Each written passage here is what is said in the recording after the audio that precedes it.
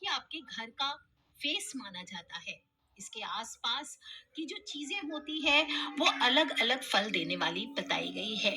आज आपसे उन चीजों के बारे में डिस्कस करूंगी जो मुख्य द्वार के सामने होना आपके लिए। हमेशा बात करते हैं मुख्य द्वार ऐसा होना चाहिए वैसा होना चाहिए, लेकिन कुछ चीजें हैं जो अगर आपके मुख्य द्वार पर पड़ी है तो ये आपके घर के लिए अशुभ बताई गई है।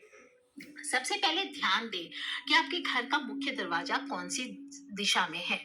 उत्तर, ईशान और पूरब मुखी, ये तीन प्रकार के दरवाजे बेस्ट होते हैं। ईशान कौन होता है? North east corner. और एक बात है, आजकल एक पल्ला वाला जो दरवाजा होता है, मेन डोर, उसका फैशन बन गया है, विशेष रूप से फ्लैट्स में रहने के कारण। तो वैसे श्रेष्ठ माना गया है दो पल्ले का दरवाजा। तो पॉसिबल हो तो अपने दरवाजे को पल्ला दो पल्ले का बनवाएं।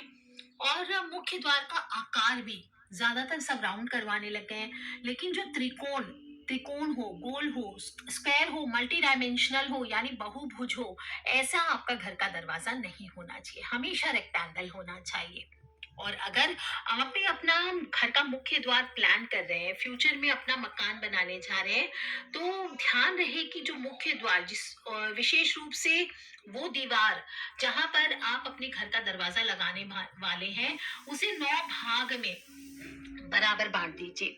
अब दाहिने हाथ से 5 भाग छोड़कर तथा बाएं हाथ से 3 भाग छोड़कर बीच में जो खाली स्थान है वहां पर आपको दरवाजा बनाना चाहिए।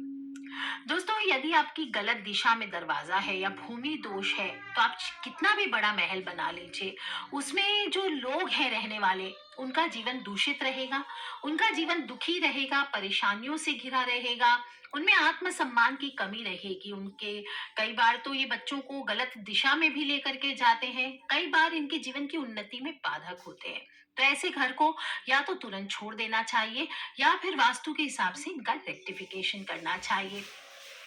सिर्फ सुनने के लिए नहीं है जो वीडियो आज मैं बता रही हूँ, इसको जीवन में अगर आप हताश हो गए हैं, सक्सेस नहीं मिल रही है, तो इस विज्ञान को आज के दिन अपने जीवन में उतारे, ध्यान से सुने। ऐसा विज्ञान है जहाँ दिशाओं की ऊर्जा को महत्व दिया गया है।